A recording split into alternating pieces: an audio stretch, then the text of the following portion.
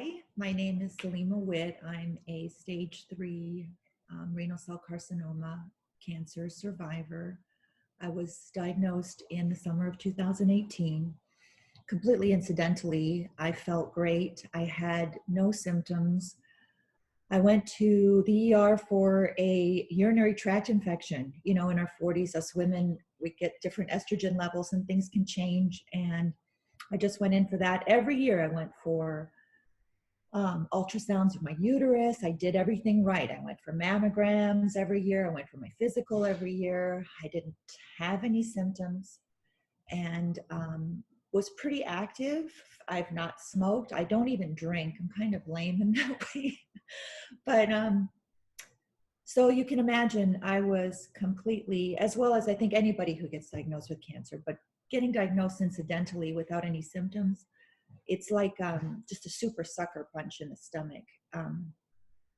And I went to the ER for that, and totally unrelated to cancer. And, never had my kidneys examined, never had my kidneys looked at. My physical, my blood work was always normal. And they tell me that I have an 8.8 centimeter tumor in my left kidney. And my initial reaction was of denial, kind of like, oh, it's probably a cyst, liquid filled. This is nothing. And so I remember asking the ER doctor, saying, oh, you mean like a cyst? And he says, no, I mean like a hard mass. And taken by surprise, I got home. I told my husband, and we're both kind of in denial for a day or two, like, what is going on? And this is over the weekend. We can't speak to any doctors. And as I went online to reputable sites, Kidney Cancer Association of America, American Cancer Association, these sites that were reputable, seeing that most tumors of the kidney were cancerous, I started thinking, no, this is something. I was fortunate in our healthcare system to get an appointment with a urologist here at UC San Diego. In the UCLA systems here in California, there's a bunch of UC hospitals, and the one closest to me is there. And right away, pretty much within about a week or 10 days, I got an appointment, redid the CAT scan, and they said, yeah, we believe this is cancer. Your entire kidney needs to come out. I mean, just my whole world turned upside down. And within 11 days of my initial finding out, I was there getting surgery. And I got my kidney taken out in September 5th of 2018. Surgery went well. It was, just nothing nothing unprecedented happened. It was fine. And they tell me to come back in a week for pathology. And during that time, you really have to focus on, your anxiety can run wild, and that train of anxiety you can just go off the tracks with that. And it's, I think, very important for all of us when we're diagnosed with cancer. And I am not any better. It happened to me too. And I was, oh my gosh. And honestly, feeling I'm going to die. I have 2 kids. I have a husband. I've been married 20 years. I have a beautiful life. And that's what just kept entering my mind. And finally, when I got a grip of myself, because getting a cancer diagnosis is very daunting, and it's extremely frightening, and you feel like you've lost complete control of your life. And it's important that you let that anxiety and all that and stop it. It's not true. You do have some control, and of the things you can control, focus on that. So when the train goes off the tracks and you're just like completely lost in future thoughts, what if, I regained my sanity by staying in the now and saying, okay, what can I do to help myself right now? Because I felt so just completely defeated, and that I had, this was it. At 45 years old, I'm gonna pass.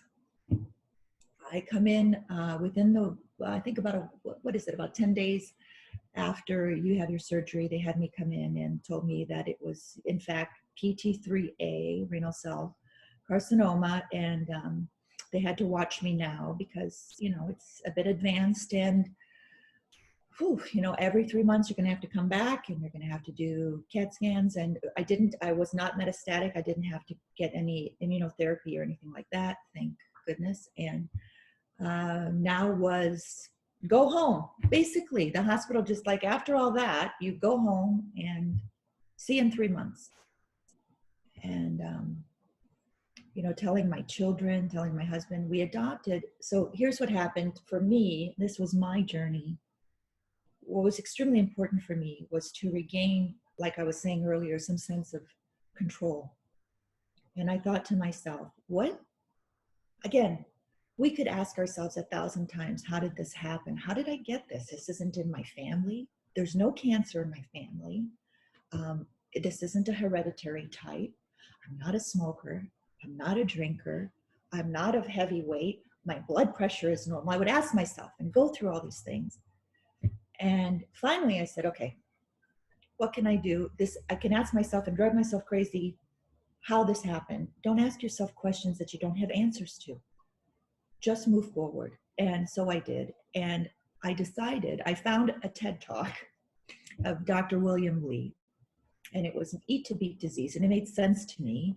It was basically about how if food can hurt us, it can also help us. Again, not saying I'm a modern medicine girl. I will pop immunotherapy if you give it to me. What I need to do by doctor's recommendation, I will. But what can I do at home? And as soon as I got the clear at 6 weeks after surgery, I started exercising more. And not too much, not extraneously, but I started 5 to 6 days a week of at least a half-hour regimen, whatever it was. Here I live in San Diego. I'm fortunate I have good weather, but I've also lived in Canada. You can get a treadmill at home. You can do yoga at home. You can go and do that out, especially now with COVID. It's important. It was important for me to move the blood, get the body healthy, and my state of mind healthy. So yoga and meditation a couple days a week, swimming a couple days a week, weights a couple days a week. And again, to our best ability, not this stuff like online. You see these people doing burpees and all this crazy stuff. I'm 47 years old. If you can do it, great. And if you can't, whatever, do what you can. And I started eating more vegetables. Not to say that my life is like disgusting Brussels sprouts every day, but it really was important to me to feed my body healthily and to know that if, God forbid, this came back, I had done everything in my power. I felt that I did that I could. And that was extremely important to me. So for the first 3 months, I had started this regimen.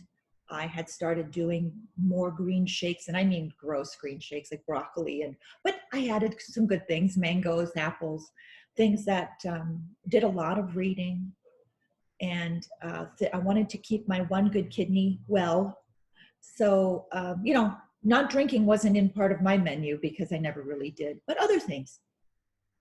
And I went for my first CAT scan with the greatest anxiety. I'm an anxious person by nature, and that's a tough one. It's dreadful. You think, oh, the worst. It's very easy for our brains to go there. And fortunately, I am free of cancer. And I thought what I'm doing is working, or maybe what I'm doing isn't working, but I feel good at least. So I'll continue. And up to this day, it's 2 years later almost, that's what I've been doing. And my last CAT scan was just 3 weeks ago. And that one was clear. I've had 7 CAT scans. And I'm just going to keep doing what I'm doing. And I think that for me, and for all of us that are suffering through a cancer, like I said earlier, I think if there's any advice through this, it's hard for me even when I go for CAT scans and when I go for, it affects everyone in my family. You're not alone. A lot of people, millions of people have gone through this, and they're strong and they're heroes, and I look up to them, and I think look at all these people. They're doing it. They're trucking on, and fight, and don't give up, and stay in the now, because take a breath. You know, when you get this diagnosis, it's like, I don't know what other people felt, but for me, it was denial, to be quite frankly. I thought, no way. And fear, denial and fear. And when you do regain your senses off the roller coaster ride, it is a daunting and scary word, but you do have control over some choices that you make. You have control over how you handle it. If anything, I thought, you know what? I have control right now. If I'm going to laugh, if I'm going to enjoy my family, or if I'm going to hide in a corner and cry all day, I'm not going to do that. I'm not going to let cancer do that to me.